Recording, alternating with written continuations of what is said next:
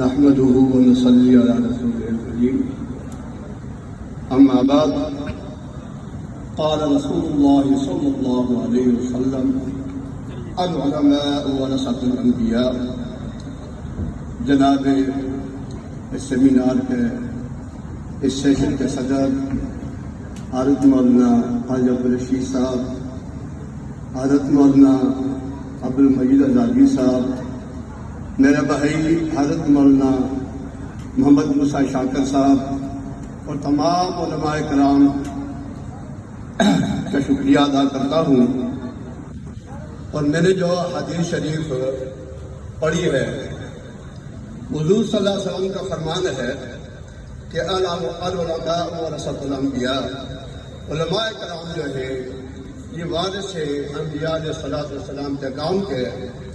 حضرت مولانا عبدالحکیم صاحب رحمۃ اللہ علیہ کا جو سیمینار ہو رہا ہے، کتاب کی جو رونمائی ہو رہی ہے، میں بھی اسی علاقے سے میرا تعلق ہے جہاں سے مولانا کا تعلق تھا.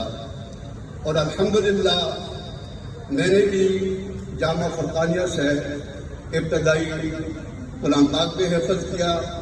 قاضی عبدالمالک صاحب میرا اساتذہ میں سے ہے اور باقی اساتذہ بھی الحمدللہ. لیکن جو تربیت مولانا نے ہماری کی اور جو تربیت گرے ہوئے لوگوں کی کی، شاید کہ اس پنڈی اسلام آباد میں کسی عالم دین نے اتنی تربیت، اتنی محبت، اتنا خلوص شاید کہ نہ کیا ہو. اور مولانا کا کون سے بات پہ موضوع پہ ہم بات کریں؟ اگر سیاست پہ بات کریں تو گھنٹوں ہم بات کر سکتے ہیں، دینی معاملات پہ بات کریں تو گھنٹوں ہم بات کر سکتے ہیں، غریبوں کو اٹھانے پہ اگر ہم بات کریں تو گھنٹوں ہم بات کر سکتے ہیں.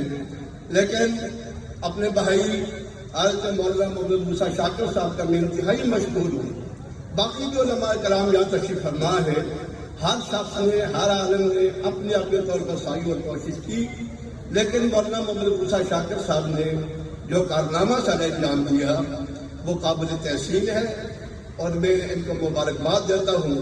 مولانا محمد موسیٰ شاکر صاحب نے صرف یہ ایک ہی کتاب نہیں لکھی بلکہ البدع کے نام سے بھی کتاب لکھی گئی، السنہ کی بھی 2 جلدیں آئی، اور حکیم ملت میں بھی جو ہے الحمدللہ انہوں نے کام کو پہلے تکمیل تک پہنچایا. میں ان کے انتہائی مشکور ہوں اور میں ان کا شکریہ ادا کرنے کے لیے اسٹیج پہ آیا ہوں. اللہ تبارک و تعالیٰ مولانا عبدالحکیم صاحب رحمۃ اللہ علیہ کو اللہ تبارک و تعالیٰ کروڑہا اپنی رحمت میں جگہ دے اور اللہ ان کے درجات بلند فرمائے. وما علینا الا البلاغ.